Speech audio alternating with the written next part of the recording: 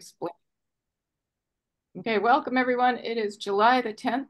We're still in the throat chakra, and we are going to be going deeper into the law of karmic dispensation. But this throat chakra is also connected to hope and the 10th dimension of beauty. So here we are with our mission with Michael and Gabriel and Raphael and Uriel and Yophael and the Council of Love, holding the vision of peace for our planet. This is a good thing to do to invoke the universal law of change with SK for the highest and the best. That's a fun, easy thing to do. And yeah, we're holding the vision for peace. Okay, here we are. There's the throat chakra.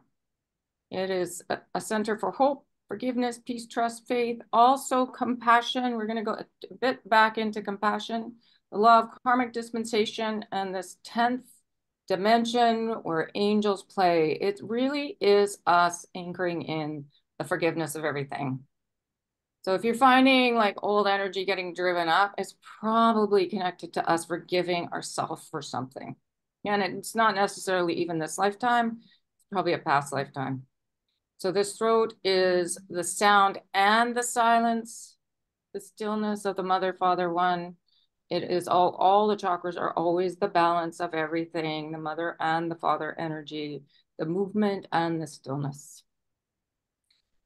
And I love Albert's mini definition of the 10th, the ability to fully participate uniquely with no sense of ego self. So that means really deep forgiveness of everything, come to that place of non-judgment of everything, so that the thought patterns, there's no fight between the hemispheres of the brain, or as I'm learning, the upper and the lower.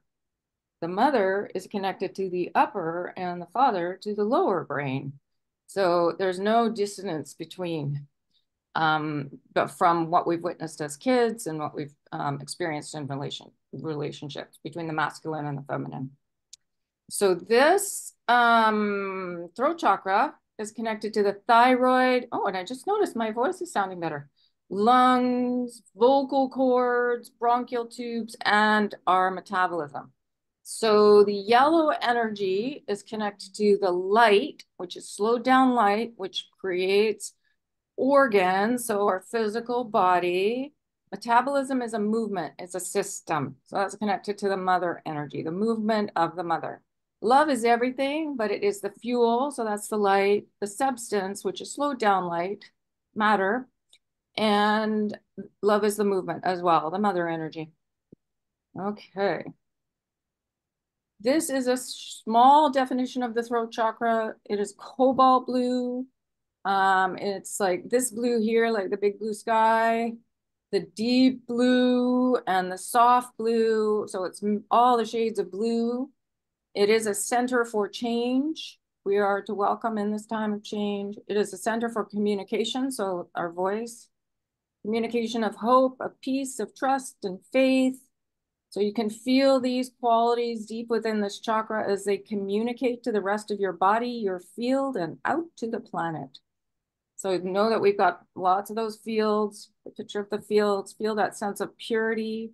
Purity is loving everyone equally, loving who we perceive as our opponents. With charity, selflessness, and generosity, these are the qualities of the 10th dimension of beauty where the angels play. So there we go. Feel that sense of purity, in the blue, charity, selflessness, generosity, communication of hope, of peace, trust, and faith.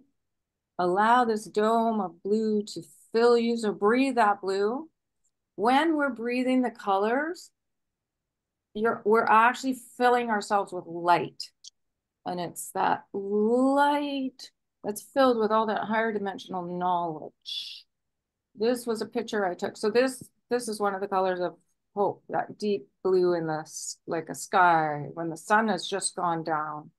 I took that picture years ago. Yes, Darren. Yeah, when we breathe, we also breathe in prana, which is the energy part of it. The mother's energy, the movement. Yep.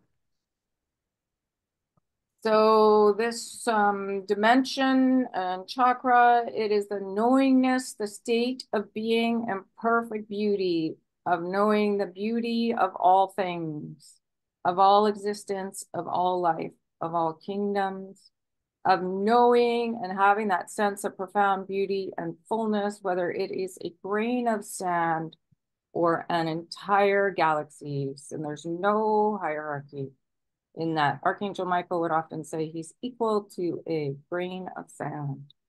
It is the dimension where you recognize the beauty of your sacred self, that you are a reflection of all birth from the heart of the mother with her beauty, beauty of soul, of mind and body, beauty of emotion, and the ability to create that reflection of beauty.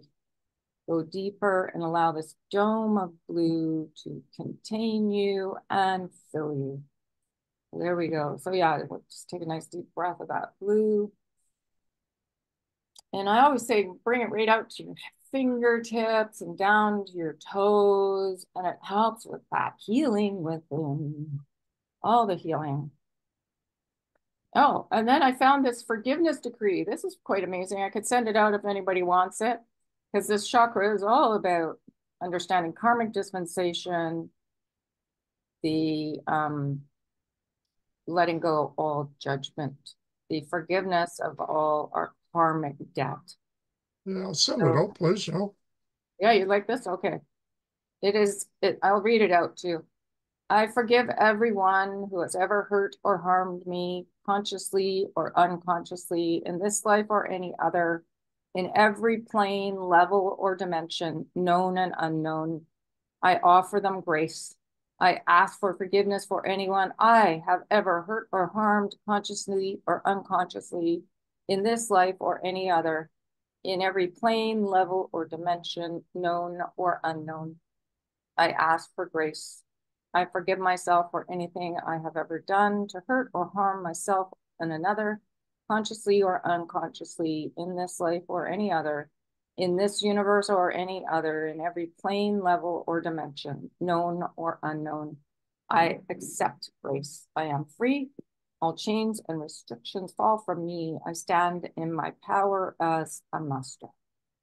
It's quite beautiful. And the instructions were to say it 3 times every day, morning and evening. So I think what it does is it just drives up the old issues to be looked at and for us to do the work. Either go to the karmic board or, bring in an I am mantra. Jesus Sananda had this to say. He spoke to us of forgiving as a state of being, the action of forgiving within and without, a constant state, just as we are in the constant state of being love. When we forgive fear in ourselves and others, we bring reassurance and the fear dissipates. To know our star brothers and sisters are holding us in a bubble of pink, a constant state of forgiveness. I never really thought of forgiveness as pink. I thought of it more as blue, but I think there's frequencies and vibrations to the different qualities. So this could be the frequency of forgiveness. And just know the whole planet is being held in this beautiful pink. Yes, Leanne. I find that interesting when we forgive fear in ourselves and others. Mm-hmm. I never really thought about that way. Mm-hmm. Yeah. It brings assurance and the fear dissipates. That's beautiful. Yeah. You can do, like, older people often have that, like your dad probably has it. So when you go, you could for sure. Take the decree and say it around, or send it, say it and send it, or just know the information that Yeah, because I mean, so many elderly people have anxiety, right? And fear. Definitely. Absolutely. Because they haven't done the work. They weren't trained and they don't know. And exactly. Yeah. Yes, Karen. That pink makes sense to me because pink is one of the colors of love, so love is often expressed as pink as well. Absolutely. And it is that pink flame right in the middle. Yeah. So it would make sense that's why he says we're a constant state, because these flames are constantly burning. So I know joy is a constant quality. That's the gold. And then the blue is the movement of the mother. And that's a constant state. We're always moving. So pink being a constant state of forgiveness, it makes sense. He says if we are having difficulty staying in the place of forgiving, which is compassion, which the Buddha talks about too a bit, then turn to him, to call on him. He will always be there. He is always with us. We are the infinite spark and the unique expression of one. And because of that, we are the embodiment of infinite forgiving. So we come out from source as a spark with a unique expression, and we are infinite. So you could say that our tri-flame is a spark, is unique, and is infinite. It's all, everything's embedded in this tri-flame. There's probably many ways to look at that tri-flame. So just know if you, and SK did tell me, right, back in 2011, no one's contemplating their tri-flame enough. So I know I did receive a lot of information when I was back when I was really doing a lot of meditation. Okay. So this is another thing I can send out. It's got all the different the chakra, the color that it is, and the organs and systems that are connected. So for instance, the root is the adrenals, the kidneys, and the spine. The throat is the thyroid, the lungs, the vocal cords, the bronchial tubes, and our metabolism. So yeah. I was going to mention earlier, but the bronchial tubes, right? That's what I've had. I've had bronchitis. Yeah. And it was really kind of coming into my throat. I could feel it. And anyways, I won't get into the details, but then I connected how it was connected to something that I was not speaking out about.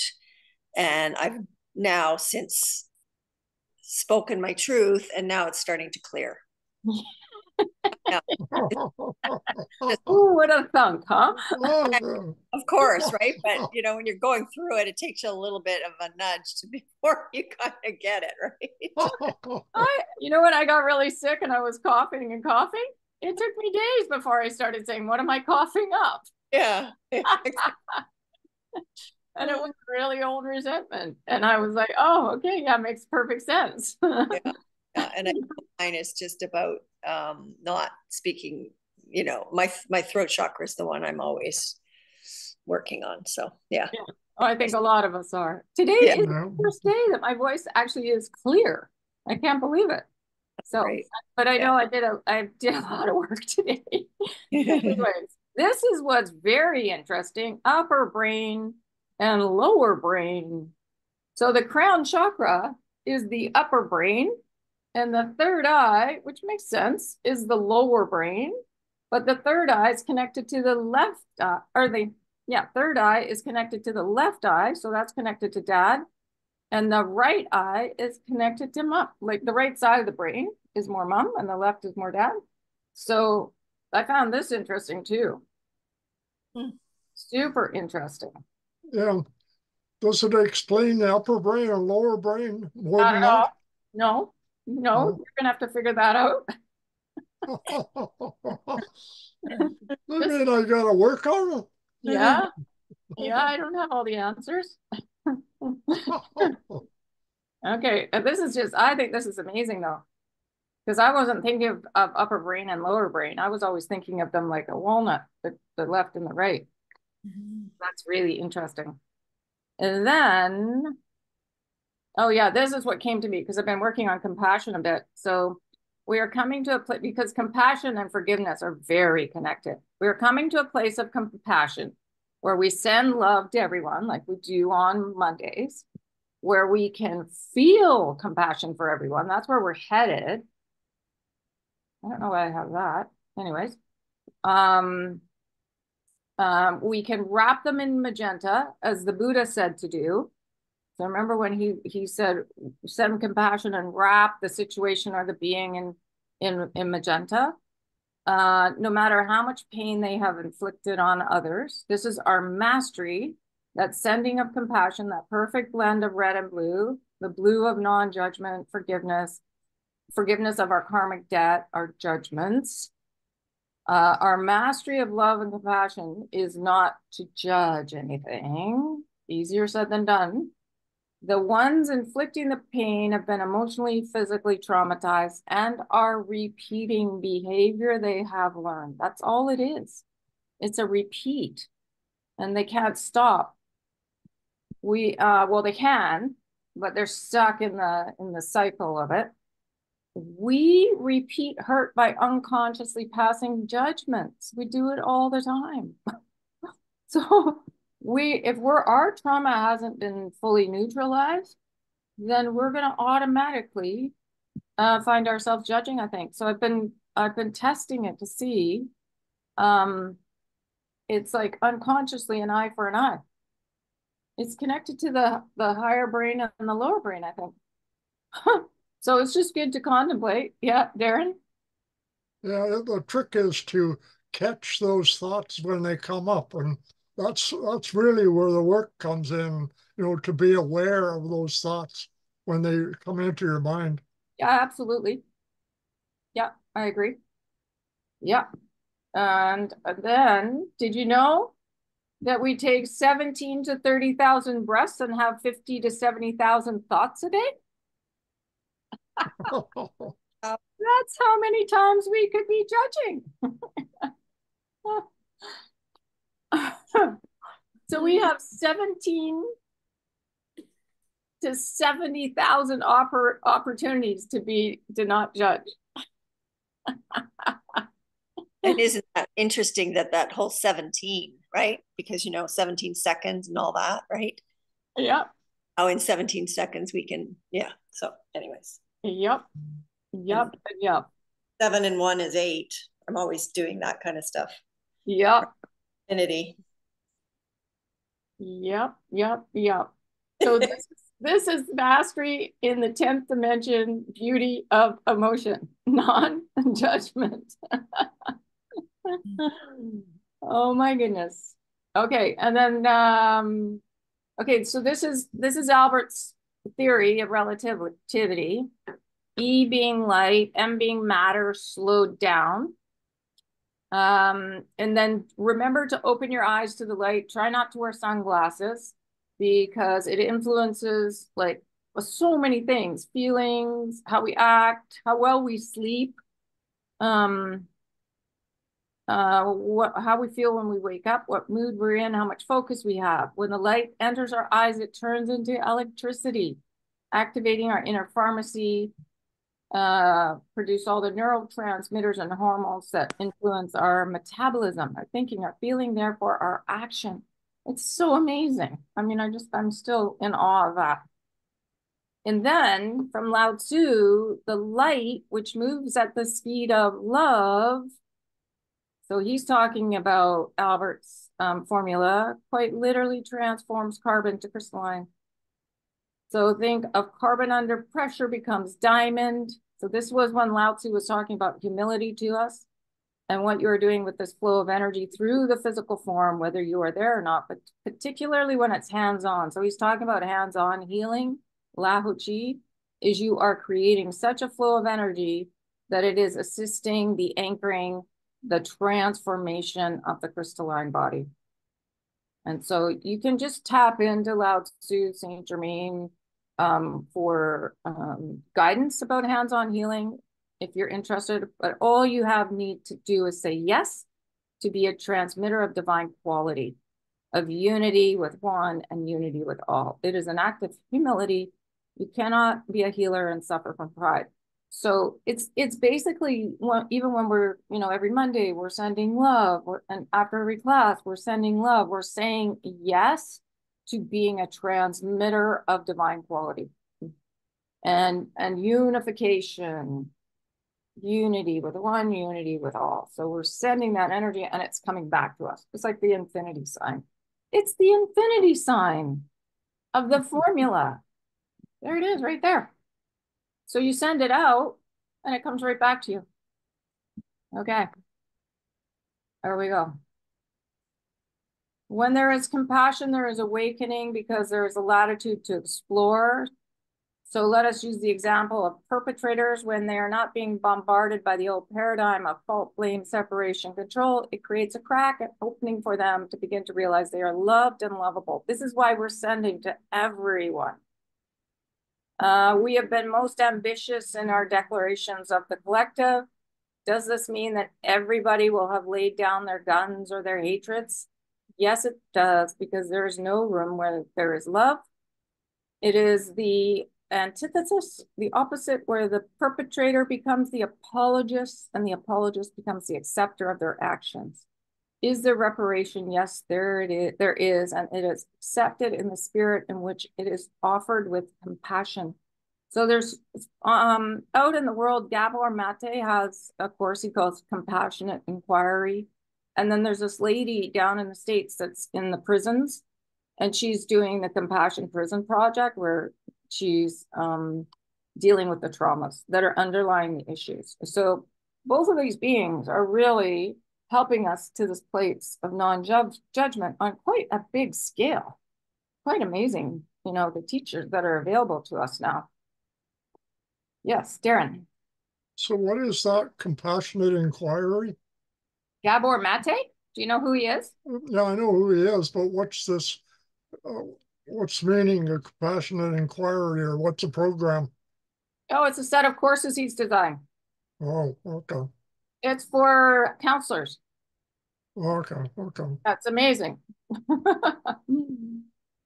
It doesn't mean there is a magic wand and you say today everybody changes and all is forgiven. You know that is not the law of karma. Even during this time of karmic dispensation, there is the balancing out, but it cannot balance until there is forgiveness, self-forgiveness, and then forgiveness of one another. Forgiveness does not mean forgetting, because you never want to repeat certain atrocities, but it does mean that the edge, the vicious razor's edge of pain is not present. We are capable of softening that with and for you as you move through this transition. So it is not simply a human undertaking. We are all very much in service with you. So when I was going over this compassion information, all of a sudden, one of my daughters just was like, got really upset about something. And she was on the phone and she was like really going off her rocker. And then I was sending her this compassion while she was talking, and I was wrapping her in the magenta. And all of a sudden she just calmed right down. And I could feel like all the help I had. So I think it was like a little, I don't know. I don't know if they got her stirred up so that I could practice, but it was really cool. Yeah. And it works. So just know it's like it's a brilliant practice just to send compassion and wrap the person in magenta. It really works. Okay, so now we're on to a question that I asked. Yep, we got lots of time.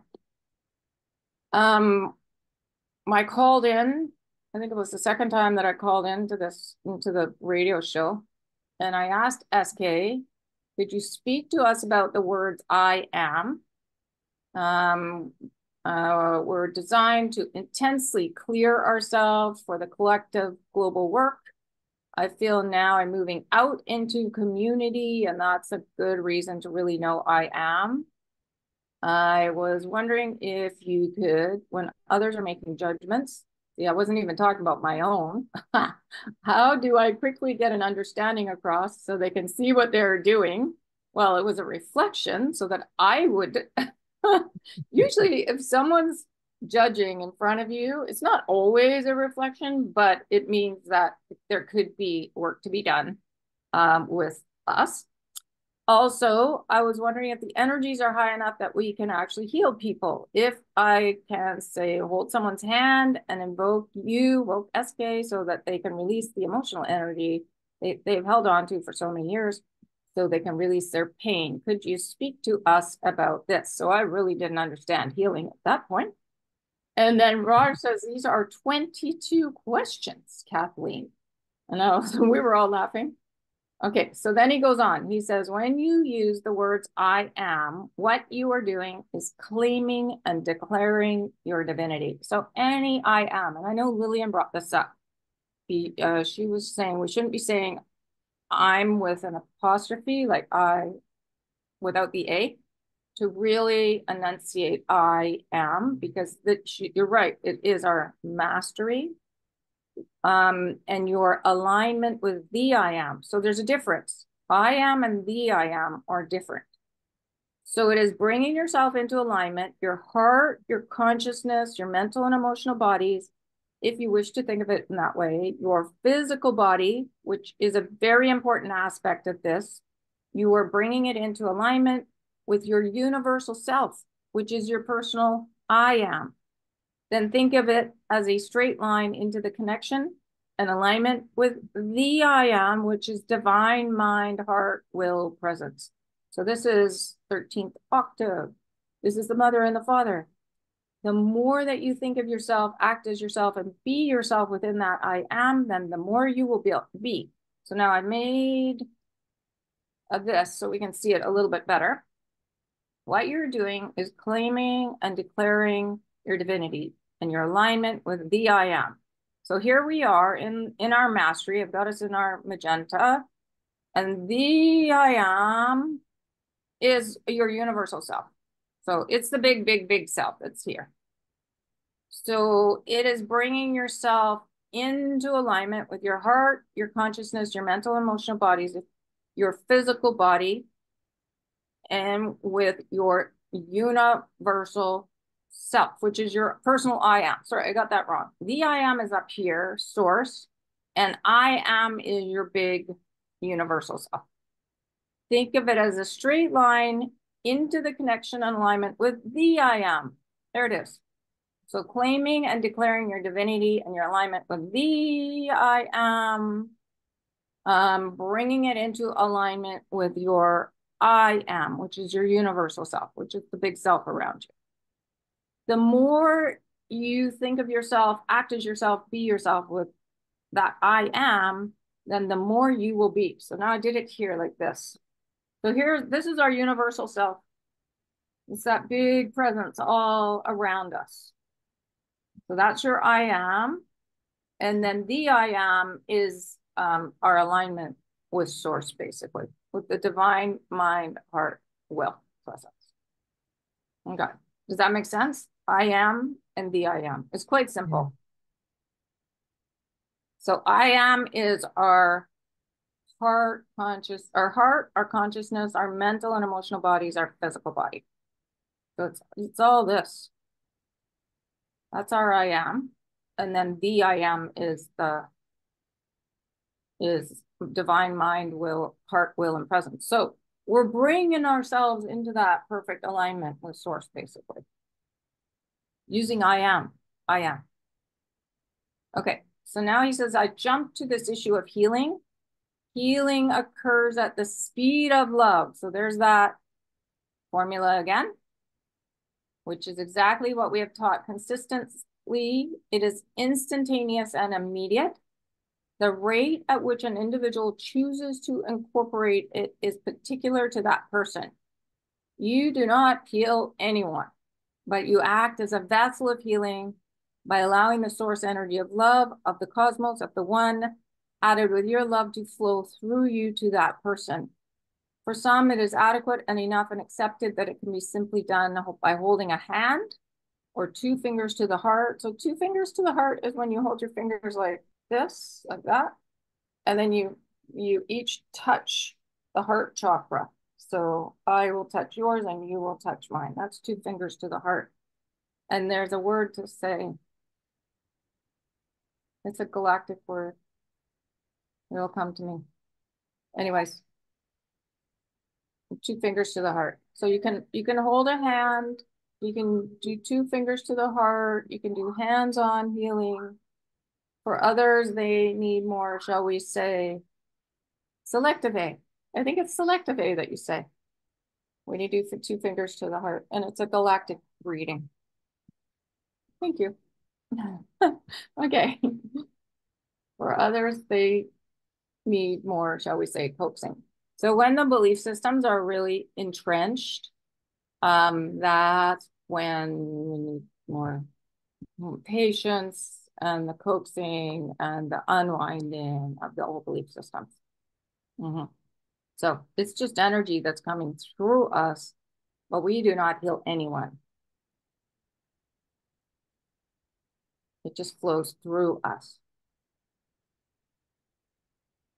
The energy, the source energy of love, of cosmos, of the one, flows through us to that person.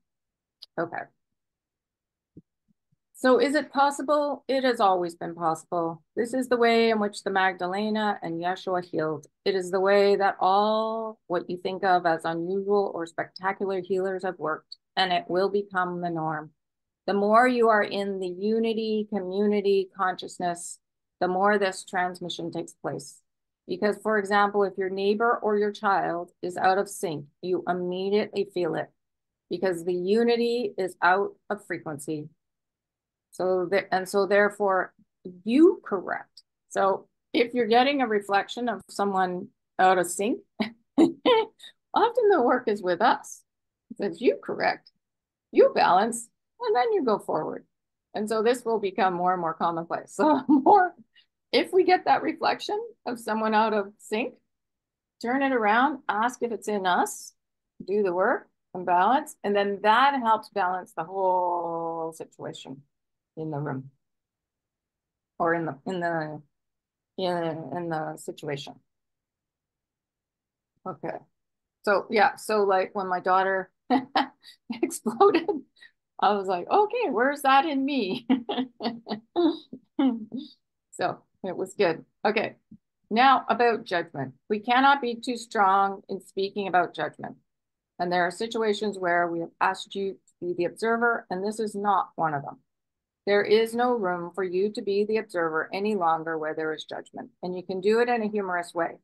You can say to the individual, well, gee, this sounds like judgment to me. And you know, I don't do judgment.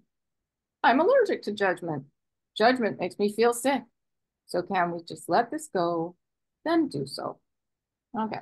So it's easier said than done to remember to be funny about judgment because it's so, people can be so caught up. Sometimes it's better just to stand back and let them say everything and then kind of move on. I found it quite hard to actually say these words, but I don't know. Has anyone had any success when people are judging to get them to stop?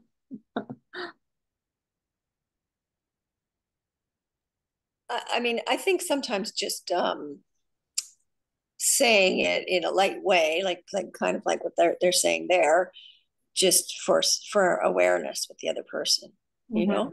Yeah. Have you done that? Yeah. You have done that. I have done that. And yeah, it's been received well. Yeah. I can do it in the reading room. No problem. Like when Right. somebody come to me, that's no problem. I can do it there. But Yeah. for some reason, yeah. It's not easy for sure. Yeah. Oh, well, I can more to practice. Okay. What you are doing is you are teaching the person you are having the conversation with that there's no payoff, there is no reward, and there is no real tolerance in judgment. It is one thing to discern, and discernment is vitally important on your journey, but judgment is cruel, and the history of cruelty on the planet of Gaia has come to an end. There is no room for it. People think that they say something casually and it is judgmental, but that it is not harmful. And that is simply not so. It is very harmful and it speaks to a lack of love, lack of compassion, lack of allowance. You do not have the permission or the wisdom to judge anyone. Pretty strong. I mean, it's really important for us to get to that point where we are not, especially inside the brain, it's not happening. Yes, Darren. I think it's really important to realize that we don't have the wisdom to judge. No, we do not. We do not. No, I know we haven't walked the person's path. We don't know traumas they've experienced. And the best thing, the most powerful that I've ever found is just sending the compassion and especially wrapping them in magenta. Because then I think what happens is the other side can step in and soften it somehow. Yeah, right. Because they're helping us. That's what, like, we're not doing this alone. Where did it say? We're not doing it alone. I don't know. There's I am. That's the healing. Or maybe it was the Buddha that said that in the when he talked about compassion a little bit earlier. I think maybe that's it. Here. We are capable of softening that with you and for you as you move through this transition. So yeah, I think the most important thing is just catch it and send, because then it will come back and we'll become stronger and stronger and stronger in Yeah, passion. and it will soften it for them as well, so then the judgment won't be as strong anymore. Yeah. And so I feel like we should be doing it for situations as well, like our political situation, our the addiction for whatever it's, all the addiction issues. Like we could send it into bigger situations as well. Just wrap it all up in magenta, even the whole planet. Especially for addictions, I think compassion is really needed there. Yeah, and the prison system. Yeah. Yeah. Okay, then a caller called in and he was really discombobulated. He couldn't even articulate this question up here. And he finally he said, how do you find a good support group? And Raj says, you ask for help. Yes, from us, from your beloved guides, and understand, my dear friend, that also today, what we have done, because this was the day that the karmic dispensation meditation pretty much dropped back in 2013, and we all did it. What we have done is wipe the slate clean. So you may actually feel more at loose ends because all of these ties have been cut. All the debts, the IOUs quite literally have been dissipated and disappeared. So then he says, SK says, seek out the support groups that you need because, yeah, we could feel a little bit different if we keep, if we've just done that karmic dispensation meditation. And then also we continue to do it. We're going to become stronger and stronger in that place of non-judgment, I believe. But it can feel a little bit discombobulating at the beginning. Yeah, Darren. So if all the IUs are dissipated and disappeared, how can you still have loose ends around them? Because you don't believe it fully. Oh. You gotta really believe it. There are no loose ends. They've told us that the veil had disappeared a long time ago. But I see it every time I'm in the reading room. The belief systems are insidious. It's like they're like have tentacles and they just we just have to really believe there are no tentacles. And the other thing is that our fields are getting bigger. So we're holding the collective in a different way. So you really have to be very clear within yourself not to feel anything because your field is getting bigger and bigger and bigger. You're holding more and more people. So, and the belief systems are, this project is doing some research. It's millions and millions and millions of years we've been working on this. It's not just a few thousand. It's been ongoing for a long time. And these belief systems, we're thinking we can just let go all these belief systems in one lifetime. That's pretty ambitious. Well, we got lots of help though. Yeah. So the more we believe that they're gone, the better. I mean, it's all It's us, really. Okay. So then he says, go to the community, whether it is electronic or physical, seek out and ask for the helpful people to appear in your life, quite literally. And then it is very important to engage with them. Give them a chance, take time, make the effort to get to know them. Allow the new friendships to form. We will help you because you're not to be on the earth alone. So you just need those who are like-minded and like-hearted in physical reality. We will assist you, but you need to begin to seek them out as well. So it's just a good idea to be out in our communities and have a finger on the pulse of what's going on. And then Linda chimed in at the very end. She said, one of the things I've noticed about light workers, we tend to be real loners. We're so absorbed in our spiritual life that we don't really do a lot of physical things. Over the years, she's seen people joining the I Am discourses, Course in Miracles, discussion groups at Unity Church, 12-step programs. Says go and get what you need. Don't hesitate. And if it doesn't feel like a fit, then what have you lost? One evening. It's worth a try. Put yourself out there. So often we're isolated, and when we come together, we feel like we're not alone and we're not crazy, and we find out what's happening. Find out what's going on in your community, even if it means a bit of a drive, go and check it out. Drumming circles, meditation groups, yoga, Tai Chi, Taekwondo. Just get out there and start looking for your peeps. And it makes a big difference when we're out in community. And I know, Leanne, you're out a lot. You're Yeah. always on the go. Yeah, it's good. Yeah, the community part is key, I think, for sure. And I understand that whole, you can get caught into that spiritual being alone, because you're doing your work and all that, but it needs to be a balance of all of it, right? Yeah, exactly. Totally agree. And it helps if you have a job where you're, connecting with people, like Yeah. spiritual people too. Yeah. Sometimes I feel that's my community. Right. But just recently, Covenant House in Vancouver? Yep. Yeah. So I've been invited to go in there in the middle of yeah. So I think I'm going to be transitioning out of like the downtown east side. The last time I was there, oh, it was I don't know. We need so much help down there. I Yeah. I just I think I'm being directed out now. Okay. It did feel a little dangerous the last time. Yeah. I hope that they have a plan because all they're doing is building new buildings down there.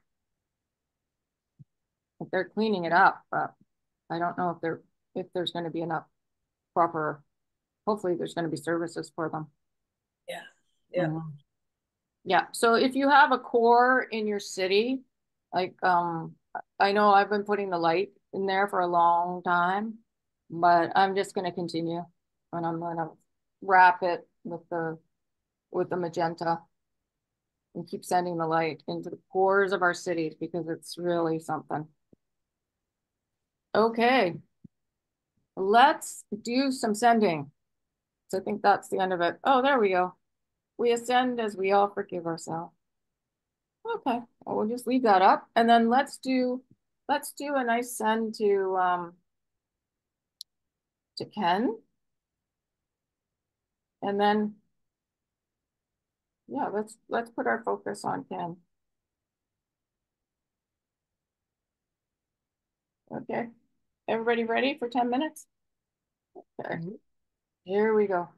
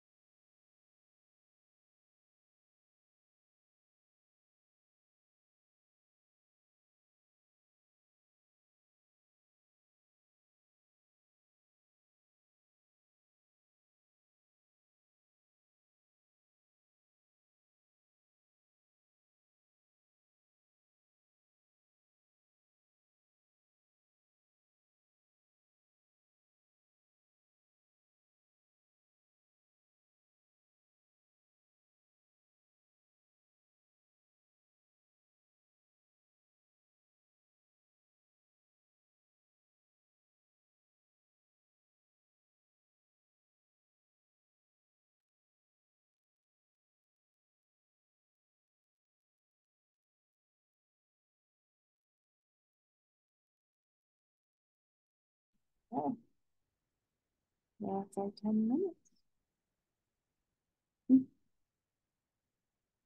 All of a sudden I saw all of us wearing these turbans. Magenta turbans. And then it reminded me, I was going through my old modeling pictures. I'm just gonna get something. This is really fun.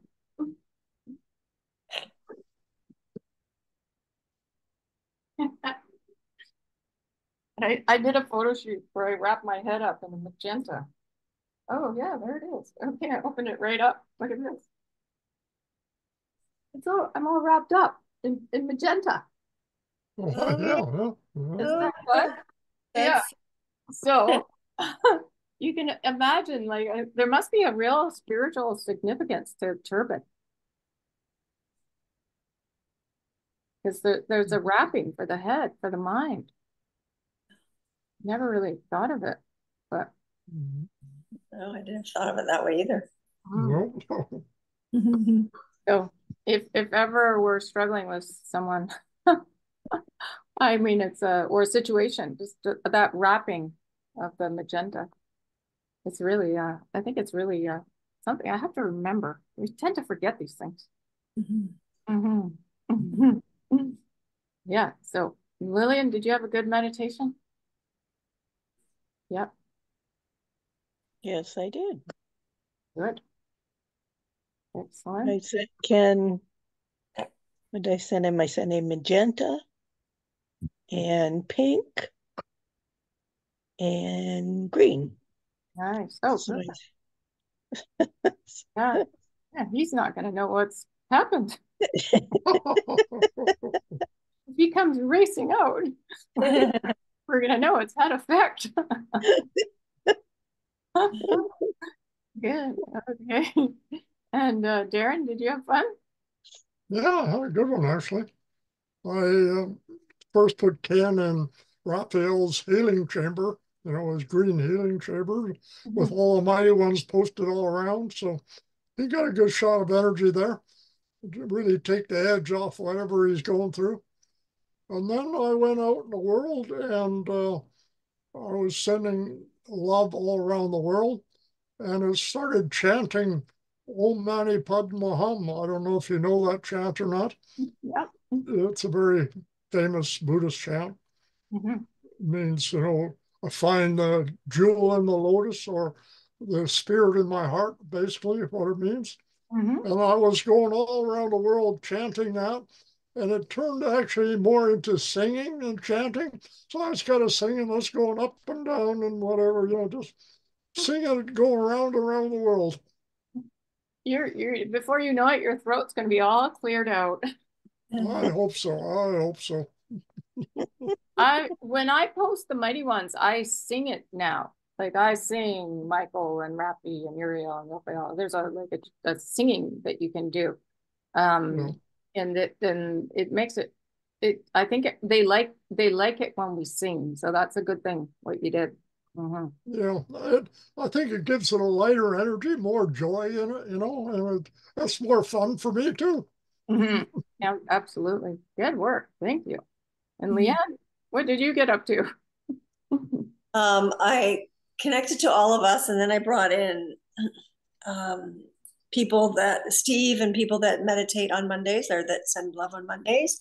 Mm-hmm. I brought them in, and then I put Ken in the middle of all of us, and then, yeah, blasted him with healing, but it was kind of all of us.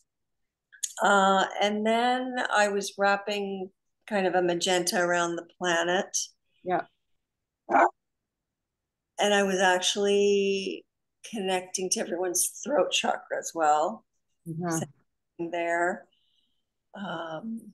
Sent some healing to Mother Gaia and to all the animals. Yeah, it was kind of all over the. It's beautiful. Yeah, the Buddha says our ascension is for everything and everyone and every being on the planet. So yeah. Mm-hmm. Yeah, good. Yeah, I was wrapping everything. So, Wrapping what is the energy of magenta? color. What quality does it have? It's wisdom. It's our Wisdom? It's our mastery. It's part of beauty. Beauty is silver and magenta. It's the third eye, like in the 13 chakra system from the Council of Love. It is the perfect blend of blue and red. Yeah, right.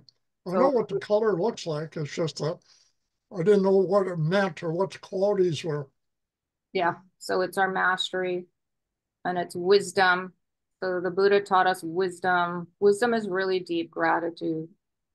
But within it sees all the attributes of red and blue. So humility Okay. is red and Yeah. compassion is red as well. And then everything that's blue. So hope and faith and trust and apologies and forgiveness. And, there's a lot tied up in magenta. Yeah. Yeah, it's my favorite color, really. Well, you're probably, it is the ray of mastery, basically. It's Jesus, it's Lord Maitreya, it's the Buddha. And so it's all the Buddhas. They're all that ray. It's That's what all. I would imagine. I was just reading about Lao Tzu, and they say he wears white. So that might mean he's of the white ray, but I wouldn't be surprised if Dua Cool is magenta. Well, I believe he's on the Blu-ray, really, but I think that's what he said. He's blue? Yeah, Really? Okay. I think that's Who is of the Blu-ray? Sorry, Dwell Cool. I don't know who that is. Oh, it's Lao Tzu. It's like it's the being that, do you know who Lao Tzu is? Yeah. Yeah. So it's one of his aspects. Or like I don't know who's Lao Tzu is like called the Tibetan, and he Yeah, works with the Tibetan lamas. yeah, he's ascended master Dwell Cool and called the Tibetan. That's right, yeah. How do you, Because he spent many lifetimes in Tibet. Mm-hmm. how do you spell that? I've never heard of this. DWJ. DWJ. Well, it depends. There's different spellings. According to him, it's DJWHAL, then KHUL. Oh, okay. I've never heard of this. Kathleen put a post about, Yeah, right there. yes, Oh, It's was a it new book. yesterday or the day before? Yeah, Oh, it was yesterday. okay. Yesterday. I couldn't see Darren with your screen background. Yeah, I know it's hard to get it. Just It's go to hard to the get it golden just age. right. Yeah, Yeah. go to the golden age of Gaia and just scroll down. He's put Yeah. out a book just recently, and he wants it to sell 1 million copies. Okay. Uh-huh. Yeah, Okay. it looks like a really good book. Okay. Yeah. Perfect.